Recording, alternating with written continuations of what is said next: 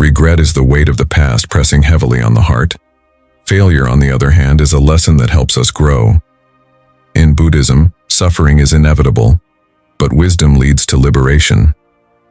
The pain of failure fades with time, but regret lingers in the soul like a shadow. To embrace life fully, one must let go of regret and face failure with courage. Lesson 1. Failure is a bruise, but regret is a scar. Failure is a common experience. We all encounter it. It is a part of life's journey. Failure happens when we try something. It does not go as planned. We stumble. We fall. This experience can be painful. It can feel disappointing. It can cause temporary hurt. Think of it as a bruise. A bruise is a mark. It is a temporary discoloration. It shows where we have been hit. It indicates a moment of impact. But a bruise heals. The color fades. The tenderness subsides. The skin returns to normal. There is no lasting mark. We learn from the experience. We move forward. We do not carry the bruise forever. Regret is different. Regret is a deep ache. It is a persistent feeling. It comes from something we did not do. It comes from a choice we did not make. It comes from words we did not speak. It is the sorrow of what could have been. Regret lingers. It does not heal easily. It leaves a mark on our spirit. It is like a scar. A scar forms after a deep wound. The wound might heal on the surface, but the tissue underneath changes. The mark remains. It is a permanent reminder. Regret holds us captive. It keeps us looking backward. It prevents us from living fully in the present. It stops us from embracing the future. Buddhism teaches us about impermanence. Everything changes. Nothing stays the same. Failure is impermanent. Its pain passes. Its lessons remain. We learn from our mistakes. We grow stronger. We become wiser. This is the natural flow of life. Embracing impermanence helps us. It allows us to let go of the pain of failure. We see it as a temporary condition. We do not dwell on it. We acknowledge it. We learn from it. Then we release it. Regret, however, resists impermanence. It tries to hold on to the past. It creates a sense of unfinished business. It keeps reopening old wounds. This prevents true healing. It keeps us stuck in a cycle of suffering. We replay scenarios in our minds. We imagine different outcomes. This mental activity is exhausting. It drains our energy. It takes away our joy. It obscures our potential. The Buddha taught about attachment. We attach to many things. We attach to ideas. We attach to outcomes. We attach to our past. This attachment causes suffering. When we fail, we might attach to the idea of success. This attachment makes the failure more painful. When we regret, we attach to a past possibility. This attachment keeps us trapped. It prevents us from moving on. To release regret, we must release attachment. We must accept what is. We must accept what was. We must understand that we made the best choice. We made the best decision at that moment. We used the knowledge we had. We used the understanding we possessed. We cannot change the past. Holding onto regret is like holding onto a hot coal. It only burns us. It does not harm anyone else. Lesson 2. The pain of what if outweighs the pain of I tried. Consider the person who tries. They have a dream. They have a goal. They take action. They put in effort. They face challenges. They might experience setbacks. They might fail. This failure can be painful. It can be disappointing. There is the initial sting. There is the feeling of loss. But this pain is often clean. It is direct. It comes from an effort made. It comes from a risk taken. It comes from engaging with life. It is the pain of experience. We learn from this pain. We understand what went wrong. We gain new insights. We develop new skills. We build resilience. We know we gave it our best. There is a sense of completion. There is no lingering doubt. We faced our fears. We acted. Now consider the pain of what if. This pain comes from inaction. It comes from hesitation. It comes from fear. It comes from the things we did not attempt. It comes from the opportunities we let pass. We imagine alternative realities. We wonder how things might have been. We dwell on lost chances. This pain is insidious. It gnaws at us. It is not clean. It is messy. It is filled with uncertainty. It is a hypothetical suffering. It is a constant questioning. It is a feeling of missed potential. This pain is often more profound. It is more enduring. It is a silent torment. It is the suffering of the unlived life. Buddhism emphasizes action. It teaches us to live mindfully. It teaches us to engage with life. The path to awakening involves effort. It involves practice. It involves facing our own minds. It involves overcoming our defilements. We cannot achieve liberation through inaction. We cannot find peace by simply wishing for it. We must apply ourselves. We must make an effort. We must take steps on the path. Fear often holds us back. We fear failure. We fear judgment. We fear the unknown. This fear leads to inaction. It leads to regret. The Buddha taught about overcoming fear. He taught about cultivating courage. Courage is not the absence of fear. Courage is acting despite fear. It is taking a step forward. It is engaging with life, even if the outcome is uncertain, even if we might stumble. When we face the pain of I tried, we are engaging with reality. We are in the present moment. We are experiencing the consequences of our actions. This allows for learning. It allows for growth. It allows for adaptation. We can adjust our approach, we can try again, or we can choose a different path. We are grounded in our experience. The pain of what if keeps us in an imagined future or an imagined past. It prevents us from being present. It prevents us from engaging with our current reality. It fills our minds with unproductive thoughts. It leads to rumination. It leads to self-blame. It creates a cycle of suffering. This cycle prevents us from finding joy.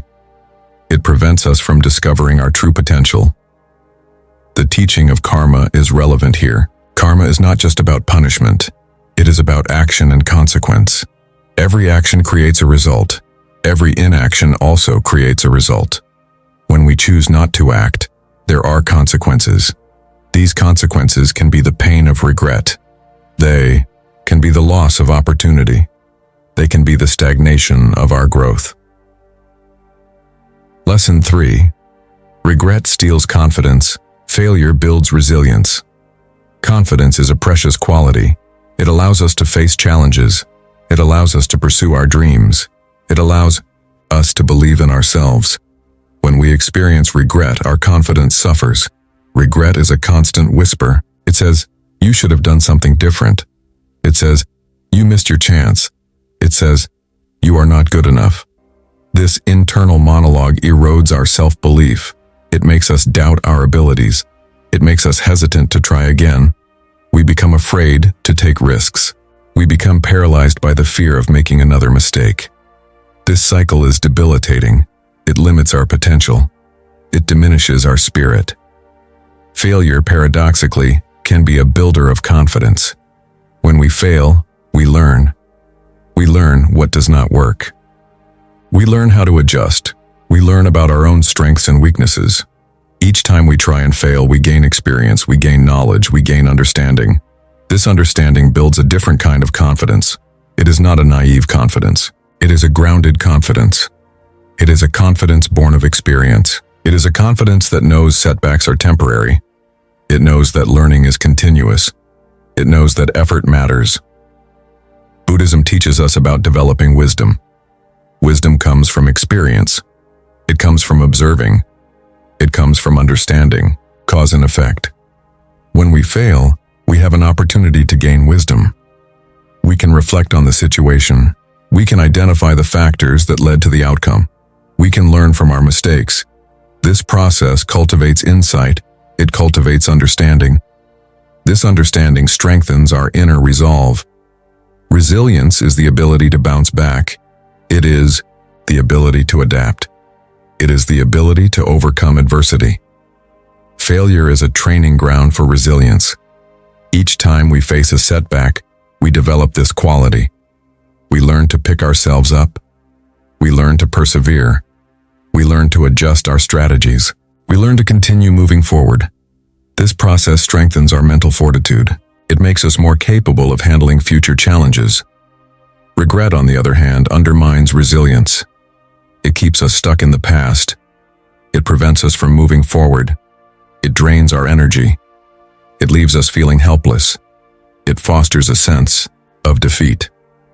We become less willing to face new challenges. We become less willing to try again.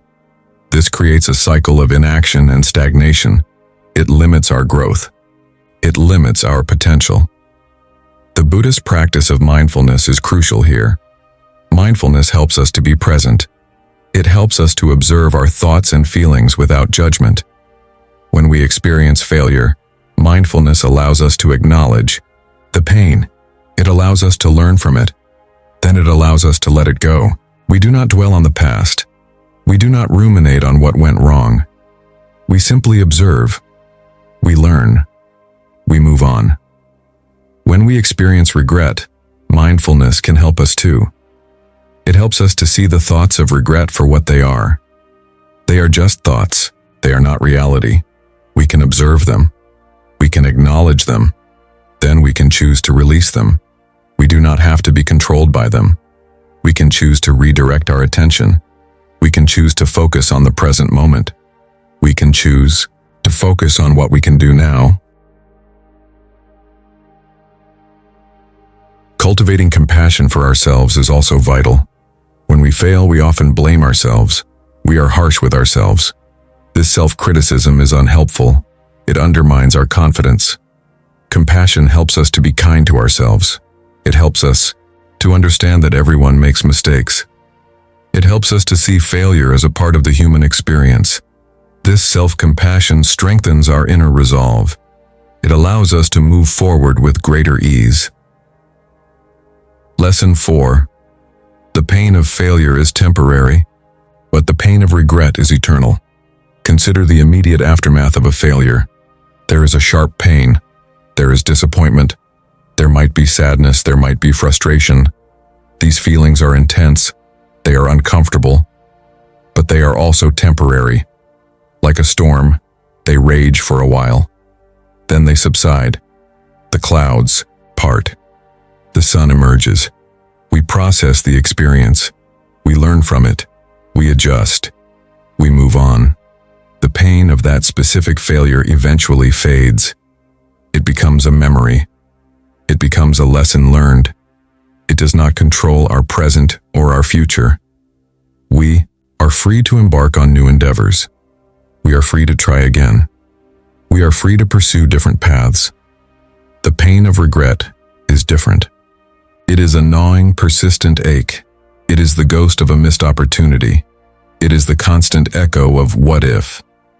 This pain can linger for years. It can last a lifetime. It is not tied to a single event.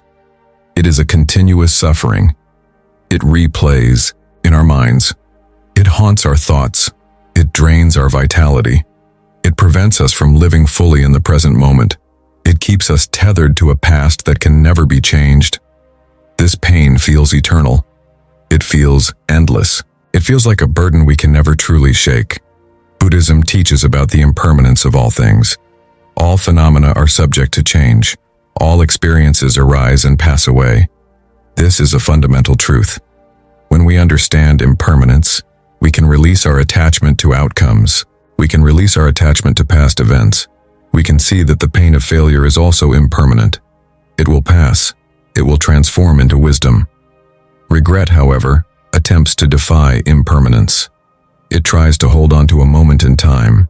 It tries to hold on to a possibility that never materialized. This resistance to change creates suffering. It creates a constant internal struggle. We fight against the natural flow of life. We cling to what is no longer. This clinging is the source of endless pain. The Buddha taught about letting go. Letting go is a powerful practice. It is about releasing our attachments. It is about releasing our desires. It is about releasing our aversion. When we fail, letting go means accepting the outcome. It means learning from it. Then it means releasing the emotional charge. We do not cling to the disappointment. We do not cling to the frustration. We let it pass. With regret, letting go is even more crucial. It means letting go of the imagined past. It means letting go of the alternative reality. It means accepting that what happened, happened. We cannot change it. Holding on to regret is a form of self-torture. It is a refusal to accept reality. It is a constant recreation of suffering. The concept of right effort is also relevant. Right effort in Buddhism is about cultivating wholesome states of mind. It is about abandoning unwholesome states of mind. Regret is an unwholesome state. It is rooted in dissatisfaction. It is rooted in clinging. To cultivate right effort means to actively work on releasing regret. It means to direct our minds towards acceptance. It means to direct our minds towards wisdom. Living in the present moment is a core Buddhist teaching. The past is gone. The future is not yet here. Only the present moment truly exists. When we are caught in regret, we are pulled away from the present. We are living in a hypothetical past. This prevents us from experiencing the richness of life now. It prevents us from seizing new opportunities. It prevents us from finding peace in the here and now. Lesson 5. Regret is a thief of joy. Failure is a builder of wisdom. Joy is a fundamental aspect of a well-lived life. It is a feeling of contentment. It is a feeling of happiness. It is a feeling of ease. Regret actively steals this joy. It casts a shadow over our experiences. When we are consumed by regret, we cannot fully appreciate the present moment. We cannot fully connect with others. We cannot fully experience gratitude. The constant whisper of what if or if only prevents us from being truly present. It prevents us from finding happiness in what is. Regret is a heavy burden. It weighs down our spirits. It dims our inner light. It makes it difficult to find pleasure in everyday life. It robs us of our peace. Failure, on the other hand, is a builder of wisdom. Wisdom is deep understanding. It is insight. It is the ability to see things clearly. When we fail, we gain valuable lessons. We learn about ourselves. We learn about the world. We learn about the nature of our efforts. Each failure provides an opportunity for reflection. It provides an opportunity for growth. We learn from our mistakes. We understand cause and effect. We develop better judgment. This process of learning and understanding cultivates wisdom. It makes us more discerning. It makes us more capable. It makes us more resilient. Buddhism places great emphasis on wisdom. Wisdom is one of the pillars of the Noble Eightfold Path. It is the understanding of the Four Noble Truths. It is the understanding of impermanence. It is the understanding of suffering. It is the understanding of non-self. When we gain wisdom, we are able to navigate life with greater skill. We are able to make better choices. We are able to find greater peace. The practice of clear comprehension is important here. When we fail, we can engage in clear comprehension. We can examine the situation without judgment. We can understand the factors that led to the outcome. We can learn from our experiences. This clear comprehension transforms failure into a valuable lesson. It builds our wisdom. It strengthens our understanding. Regret hinders clear comprehension. It clouds our minds with emotion. It prevents us from seeing the situation objectively. It keeps us stuck in a loop of self-blame and rumination. This emotional turmoil prevents true learning. It prevents the development of wisdom. Instead, it fosters ignorance and suffering. The cultivation of equanimity is another key Buddhist teaching. Equanimity is a state of mental calmness. It is a state of balance. It is about accepting things as they are. When we experience failure, equanimity allows us to remain steady. We do not get swept away by disappointment. We do not get overwhelmed by frustration. We observe the situation with a balanced mind. This allows us to learn effectively. Regret, however, shatters equanimity. It creates mental agitation. It creates emotional imbalance. It pulls us away from the present moment. It traps us in a cycle of craving for what is not. This craving leads to suffering. It prevents us from finding inner peace.